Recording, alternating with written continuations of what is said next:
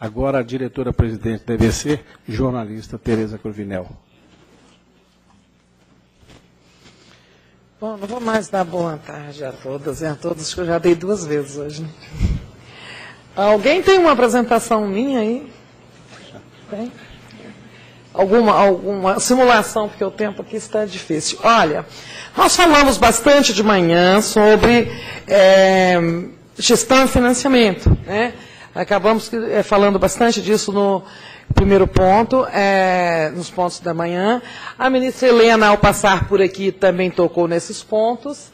E Tária nos trouxe, né, grandes contribuições sobre os 2 aspectos nos sistemas europeus e na visão da Unesco sobre comunicação pública. Eu quero apresentar assim, um pequeno cotejo, né,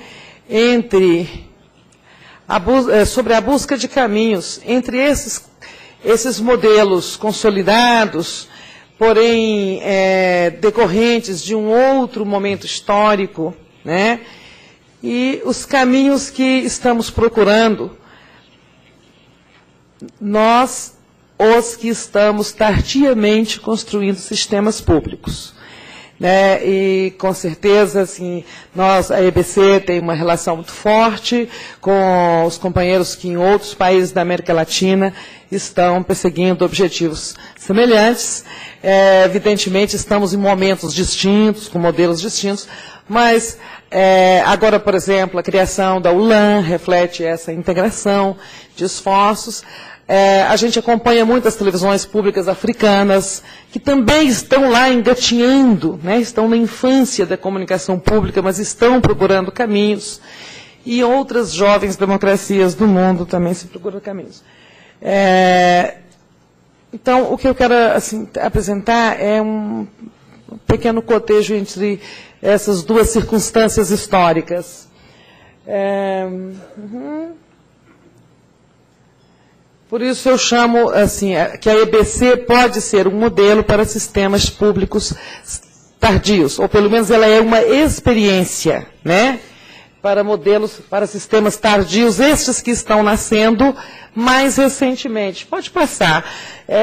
Por que eu estou dizendo assim, tardios? Tardios porque a radiodifusão tem 80 anos de rádio e 60 de televisão, pelo menos no Brasil. Né? Na Europa, a radiodifusão pública iniciou-se com a própria radiodifusão. Né? Então, as circunstâncias ali eram muito favoráveis à implantação dos modelos que deram certo na Europa. Importante, só recordando que na comunicação pública, o modelo de gestão irá sempre determinar a autonomia editorial, a independência e a permeabilidade, né, da instituição gestora à sociedade, destes canais à participação da sociedade. E o financiamento determinará a robustez desse sistema público, sua capacidade de investimento, de expansão, de oferecer conteúdo e programação e, por consequência, a sua influência social. Né? O sistema público não existe para ser um gueto, como dizia o Murilo Ramos aqui de manhã. Quer dizer, não basta existir no Brasil um gueto de qualidade, ou chamado TV Brasil, TV Cultura, são guetos, não basta existir guetos de qualidade, nós não queremos ser guetos. Né? E isso depende muito do financiamento. Bom, então são esses 2 vetores, são muito determinantes para sobrevivência e desenvolvimento de um sistema público. Vamos para frente? Alguns traços, né, comuns entre esses sistemas provectos, não vamos dizer que eles são velhos, né, não, eles são sólidos. Eles são sólidos e os europeus, por exemplo, frutos de circunstâncias históricas, como eu disse, incidem com o nascimento do rádio e da televisão. Ora, então eles não tinham a adversidade, né, de um sistema comercial já implantado e solidificado. Algumas coisas que esses sistemas têm em comuns. O financiamento com fundos públicos e dotações governamentais e com impostos e taxas originários diretamente da população, transferida diretamente para o órgão gestor. Isso foi falado muito aqui de manhã, foi mencionado o caso BBC, o caso da Alemanha, todos esses países aí, muitos outros, têm, né, este sistema de aporte direto do recurso público do bolso. Tudo é recurso público, né, quando vem do povo. Estamos falando dessas taxas, dessas contribuições que são aportadas diretamente ao órgão gestor, né? Então é um traço muito comum nos sistemas públicos europeus. E nos sistemas, desses sistemas, digamos, primários, também temos como traços comuns na gestão a gestão por um órgão executivo, né? E a supervisão da sociedade através de um organismo representativo com diferentes composições e origens, como o Trust de BBC, os outros conselhos, curadores, mas sempre buscando uma representação pluralista da sociedade, garantindo poderes efetivos a estes conselhos e organismos supervisores da gestão executiva, garantindo poderes sobre a linha editorial e a linha de programação, é a fiscalização daquilo que é tão importante, destacado agora mesmo por Tária e antes por outros interlocutores, a independência, a ausência de ingerência política de governos e de determinações comerciais do mercado. Esses traços comuns, né, foram possíveis, a gente acredita, lá na Europa, Tária, por essa coincidência com os primeiros tempos da radiodifusão, né? Então, não existiam sistemas comerciais ainda tão fortes, tão sólidos, tão bem-sucedidos, tão bem implantados, como nós enfrentamos aqui. A base de tributação daquelas sociedades ainda permitia também a criação de tributos desta natureza, né? Com uma finalidade tão específica. E mesmo há 60 anos, as sociedades europeias, mesmo com o pós-guerra, com todas as suas consequências sociais, mesmo naquele tempo, aquelas sociedades eram menos desiguais, menos pobres, e é mais razoável pedir uma contribuição da sociedade europeia para financiar uma televisão pública do que pedir aqui, né, nos nossos países, hoje chamados emergentes, mas que até pouco tempo chamávamos terceiro mundo, sair pedindo nas favelas do Brasil que pague uma contribuição para a televisão pública é algo bastante surrealista, né? E então, este modelo, ser transplantado diretamente para nós não daria certo, esse modelo de financiamento. Por exemplo, razões da inadequação desse sistema. Cobrar pelo serviço, como eu disse, então acabaria levando seria uma cobrança iníqua, e que acabaria não tendo adesão, ou ele levaria à exclusão de grandes partes das populações mais pobres, que seriam, teoricamente, os maiores beneficiários de uma comunicação pública pluralista com a natureza de serviço de radiodifusão, de prestação de serviço. A existência de TVs comerciais abertas, financiadas pela publicidade, mas aparentemente gratuitas, né, entre aspas, levaria assim, por que vou pagar essa TV pública se eu tenho aqui umas televisões comerciais gratuitas, né?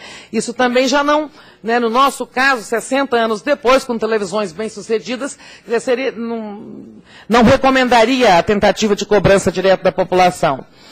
A cobrança enfrentaria também um cansaço conhecido das sociedades de países como os nossos, onde o Estado precisou, né, buscar muito a elevação da carga tributária para fazer face às imensas necessidades de investimento em infraestrutura, em desenvolvimento e mesmo investimento social nos últimos anos, porque o investimento social latino-americano, por exemplo, ele cresceu mesmo, foi nas últimas décadas, não só aqui no Brasil.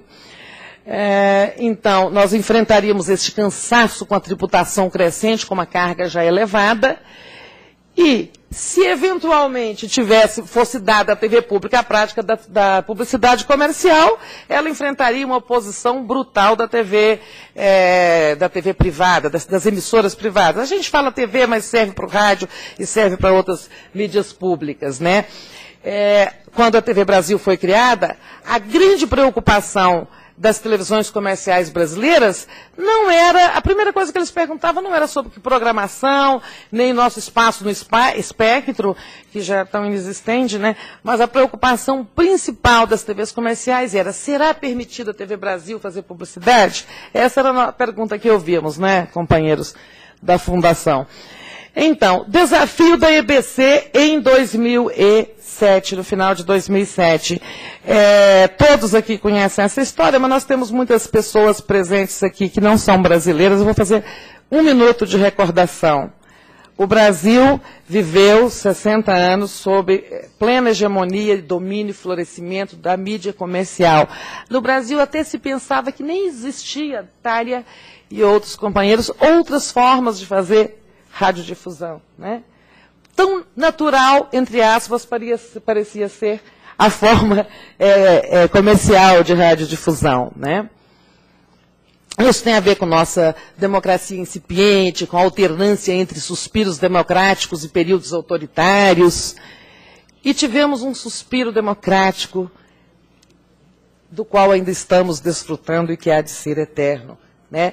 Depois de uma ditadura, nós tivemos em 1988 uma Constituição, uma Constituinte, uma Assembleia Nacional Constituinte, que acolheu da sociedade essa demanda. Olha, aqui queremos também ter algo como serviço público e tal. Muitos de nós vivemos esse momento político, né? E ali se acolheu, se tentou algo mais, né, digamos, mais radical não é a palavra, de algo mais consistente na garantia de um sistema público, mas as circunstâncias políticas do momento permitiram, no máximo, um artigo, muito citado aqui hoje, 223, um artigo que garante a complementaridade entre sistemas estatal, público e privado, uma premissa, um dos princípios que a Unesco também defende, né, para uma radiodifusão democrática. A nossa Constituição prevê essa complementaridade, mas, novamente, passaram-se 20 anos e este artigo da nossa Constituição não foi regulamentado, até que, em 2007, houve a iniciativa da criação da EBC. Antes o que tínhamos? Algumas televisões educativas, outras que evoluíram com natureza de televisão pública, como a TV Cultura de São Paulo, da qual temos aqui como um profissional e dirigente histórico, Paulo Marcon, não está lá mais, mas é um construtor daquela instituição, porém não é uma rede nacional, é uma televisão estadual. As emissoras educativas de natureza, como disse o Aquiles, bastante confusa e bastante subordinadas a um decreto autoritário, a um marco legal autoritário da ditadura, etc. Recentemente, ouvimos aqui um pensador também de sistema público que nos dizia o seguinte, olha, tardiamente os sistemas públicos só podem nascer por iniciativa de governos, né? Na Europa podem ter nascido por iniciativas de organizações da sociedade, sindicatos, qualquer forma de organização. Mas tardiamente, já com o sistema comercial consolidado, só nascerão se um governo democrático tiver a vontade de fazê-lo, né? Então vocês não se incomodem muito com isso, porque ele conhecia um problema que nós temos, de um governo do presidente. O governo do presidente Luiz Inácio Lula da Silva ter tido a iniciativa de propor a criação de uma empresa que atendesse ao decreto 223 da Constituição Federal. Então, assim surgiu a EBC no final de 2007, após um longo processo, um fórum que reuniu vários setores da sociedade civil.